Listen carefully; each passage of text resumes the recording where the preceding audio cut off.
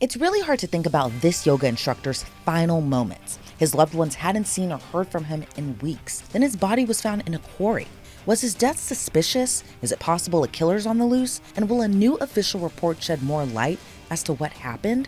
Thanks for joining us on Law&Crime. I'm Elizabeth Millner. Now, there's a lot of mystery surrounding Marcus Freiberger's death. His autopsy revealed blunt force trauma plus other factors that I'll get into in a second.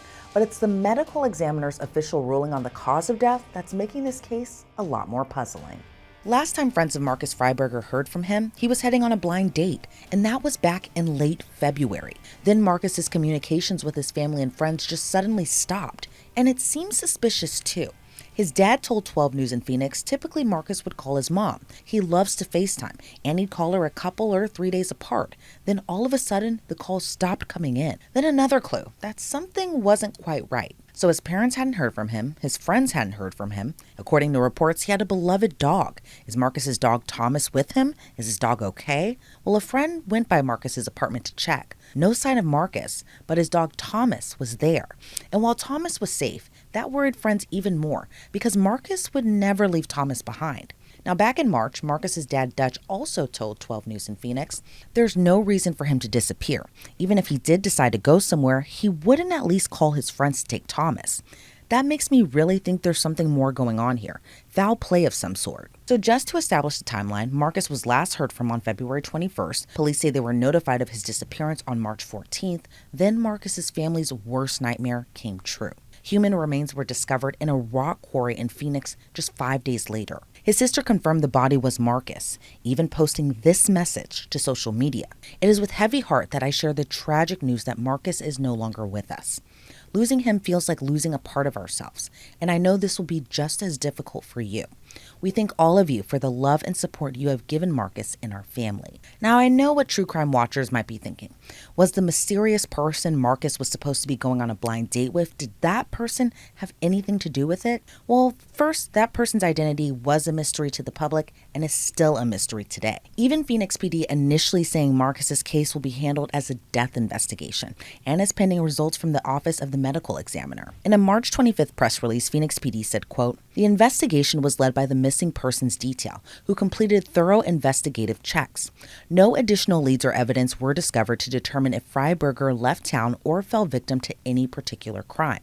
Investigators continue to work with family and friends, but were unable to determine Freiberger's whereabouts." So what did the official medical examiner report state when it was released earlier this month? According to the report by the Maricopa County Medical Examiner, Marcus had blunt force trauma and intoxication from methamphetamine use. The medical examiner wrote in the report, "As it is unclear if Mr. Freiberger's death is a result of an accidental or intentional, self-inflicted, or at the hands of another act, it is my opinion that the cause and manner of death are classified as undetermined." The report also revealed Marcus's death may have been drowning resulting from the meth intoxication, and there was no significant trauma identified to cause and or contribute to death. And while there was no significant trauma according to the autopsy report, there was other trauma, including a contusion on his scalp, 2 contusions on his right ankle, and fracturing on his ribs. Even the way Marcus's body was found adds another layer of mystery. He was found naked in the quarry, but none of his clothes or personal effects were found near him. Police say his truck was found near a trail that led to a construction site where they found him. His body was found in a moderate stage of decomposition. He even suffered post-mortem animal activity, according to the autopsy report. Post-mortem animal activity. Just horrible to really think about that imagery. I'm joined now by Coroner Nada Rutherford. Nada, thank you so much for joining me today. You know, you don't have affiliation on this case, but I want to get your take on the whole autopsy report. Undetermined cause and manner of death. Can you explain to me what that really means? Yes, I think it's frustrating as an investigator, as a coroner, as a member of the community when you see undetermined. But I really want to break this down for the people who may be listening to the sounds of our voice, okay? For cause of death, you have thousands of options, but manner of death, you only get 5. And that's just the way it's set up here in the US and really around the world. You have natural, accidental, homicide, suicide, and undetermined. And when you have a case where the cause of death is not exact and the manner of death is not exact, you have this conflicting classification where those 5 manners of death can be what's considered equally likely, and that creates problems. Is it frustrating? Absolutely. But it's frustrating not only for the family, but it's frustrating for investigators and coroners as well, because we want to give that family peace. But this case, there are just too many variables. Yeah, and it seems like there is a lot of variables. And just kind of even looking at your board and just how thorough it is, I have to add. Is there any possibility that the cause and manner of death, or I guess the choices that are listed kind of behind you, is there any possibility it can go from undetermined to possibly natural or accident or homicide or suicide? Is that possible? Yes, it is. And so that's why I did the board the way that I did. Cause of death, you can have thousands of reasons why someone's heart and lungs cease to work. Could it be drug related? Could it be trauma related? Could it be a natural disease process that happens in the threat of a hostile environment? There's so many things that can happen. But that manner of death is how those circumstances came to fruition, how this happened. And so you could have this blunt force trauma that the autopsy report talked about, but it's not a fatal injury. It's there. We see indicators that there was bruising or contusion to the ankle and to the head, but it's not something that's going to kill you. We can see that there's methamphetamine intoxication, but who provided it? Was this the person who just struggled with the disease of addiction and had a relapse? Or did someone inject him, give him something, put something in his food or drink? There's so many variables here. So, yes, as more information becomes available, this could go from undetermined to a homicide, or it could go to a suicide or even an accidental death. And kind of going off that last point, the medical examiner writing in their report that Marcus Freiberger's death may have been drowning resulting from meth intoxication. And we do know that Marcus did previously battle with substance abuse issues. But what do you make of that possibility? Do you think what are your thoughts on just the whole meth intoxication aspect of this autopsy report? Well, I think one, we have to understand that disease is an addiction, and it is no different than having hypertension or diabetes. People fall off the wagon all the time. But what I don't want for the public, his family, or even investigators to do is to pigeonhole him into this category of someone who just may have had a relapse. And so the methamphetamine intoxication, yes, it's present, it's there, we see it, but how did this substance get into his body? Was this really him having a tough time in the midst of a seemingly happy life? Sometimes the weight of happiness can be a reason that people use. Or did someone know that he was struggling and tempt him or put him in a bad situation? There are just so many variables to this case. And yes, you can drown as a result of methamphetamine intoxication. You can have hallucinations. You can, see things that aren't there. You could have jumped in thinking that you were saving a drowning child because you were on methamphetamine, but what was the reason? And sometimes we will never know the answers to those questions. And I want to take like a really quick step back. So say that you're examining this case, say you get the call about a body that's found in a quarry. What kind of goes through your mind first? And what's the first thing that you do? Do you go onto the scene? Is it kind of like how it is, in the TV shows, that type of thing? Or do you wait until the body is taken back to the medical examiner's office and then you analyze the body and then you examine the body from there? As soon as we get that call, the first thing I want to know as a coroner and as a medical legal death investigator is, what are the timelines that led to the event of this body being discovered? The timeline becomes so important. So as soon as that call comes in, the investigation begins. With this case with Marcus, this investigation began when he was reported missing. Phoenix police officers and investigators worked, as far as I can tell, worked tirelessly to try to figure out what were the timelines that connected to Marcus and his last final hours before he was last known to be alive. Where did he go? Who did he talk to? Where is his cell phone pinging? Who last spoke to him? What messages were sent? There's so many things that are important. I want to know, as an investigator, did he go to a drugstore? Did he stop to buy food? Are there any receipts? His truck was found. What was in that truck? So every little detail becomes super important until it's ruled out as being not pertinent to the investigation. Yeah, that's why I think the whole kind of meth intoxication thing is a little interesting because in my head, and obviously I'm not an expert or anything like that, I would think possibly there would be something, maybe not on his person, but maybe possibly in his truck that would leave any type of clues as to kind of that aspect of this entire report. But then there's also other things too. But I'm curious to know, Nada, do you think any part of you, and just with the information that we know now, that there was any type of foul play possibly involved? Like he had contusions on his head, his ankle, a pair of his ribs were fractured, he was naked when he was found in the quarry, and his clothes weren't even found near his body. What do you make of just all these kind of mysterious circumstances surrounding his death?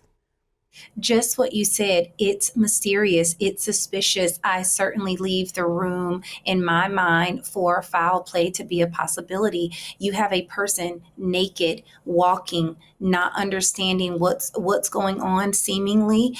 How did he become naked? We had a situation like this here in South Carolina where a man was found naked off of the side of an interstate, and eventually someone came forward and say, I saw this man taking off his clothes walking across the interstate. I am hoping for the sake of this family that someone saw something and can give them some sort of closure. I know as an investigator, for me, this would be frustrating for me to sit down in front of this family and not be able to give them a definitive answer on how Marcus died. And it's just horrible too, because I know, them wanting the autopsy report or possibly wanting the autopsy report, hoping that would provide some level of maybe what had happened or closure. But it seems like having undetermined on it really just adds another kind of question mark to it. And Nada, I want to ask you, when you're doing an autopsy, does the body kind of tell you everything that happened? Like when doing an autopsy, how much information are you given from law enforcement, or do you just examine the body, let the body tell you kind of a story of what possibly happened? How does that all work? So here's what happens when that autopsy occurs. You're looking at this external examination. You're looking for any marks, bruising, puncture marks, any signs of trauma, or anything that is suspicious on that body. Then, when you turn to the internal examination of those organs, you're looking for placement. You're looking for any damage to those organs. You're looking to see how much they weigh, because sometimes the weight of an organ can tell us a lot about someone's death or even their antemortem activities. We're looking to see, is there anything that may show up microscopically in those histological slides that may tell us that something else may have happened here. It doesn't matter that he had meth in his system if they found something else in that autopsy examination. And so sometimes people will get bogged down with the toxicology results or what the autopsy is showing, but they're not putting all of the pieces as a puzzle together to determine that cause of death and that manner of death. And I would like to annotate here, just because the difficulty that the medical examiner has in choosing a cause of death. This isn't her skirting her duties. This is her saying, all of these things are likely and may have contributed, but I can't give you the smoking gun that says this is exactly what caused the death.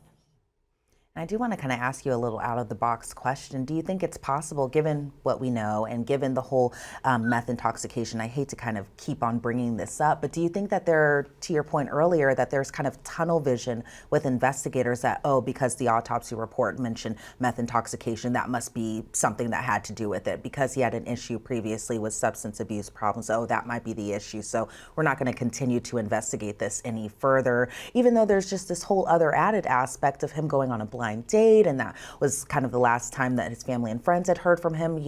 Obviously a lot of us who watch true crime, who live through this a lot every single day, like us as reporters, we think that might be a possibility too. But what do you make of just, again, I hate to kind of say it, like another added layer of mystery, but it just seems so mysterious that there's just all these different circumstances, but it's just like, oh, possibly meth intoxication, that might be it.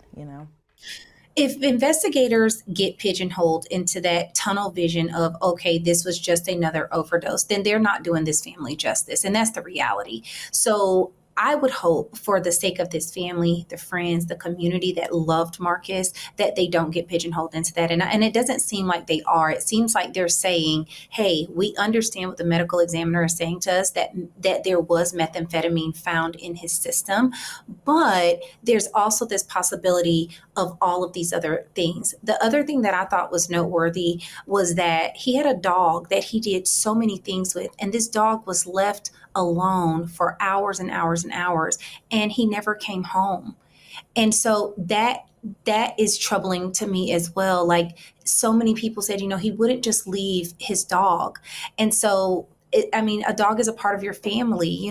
How does he just leave the dog? Like, was he just going out for a little bit? What happened to Marcus? And unfortunately for this family, they may never really know the answer to that question.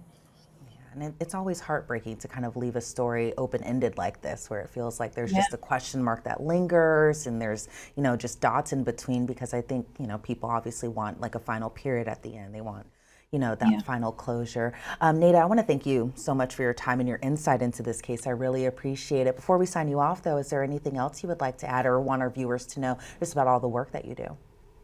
Well, I'll tell you this, the choosing undetermined is probably one of the most frustrating things as a coroner, to have to sit down in front of a family and say, we don't know. And so I just want to honestly just send some professional love to the Maricopa County medical examiner, who had to make this very difficult determination. There's so much public, interest in this story. And for her to, say, hey, listen, guys, I want to give you an answer, but right now let's leave it undetermined. And it leaves it open for the possibility. So just would like to send some professional love to the medical examiner in Maricopa County. All right, Nada. Well, thank you so much. And thank you again. I just can't say thank you enough for your time and your insight into this. I really appreciate it. Yes, ma'am. Thank you.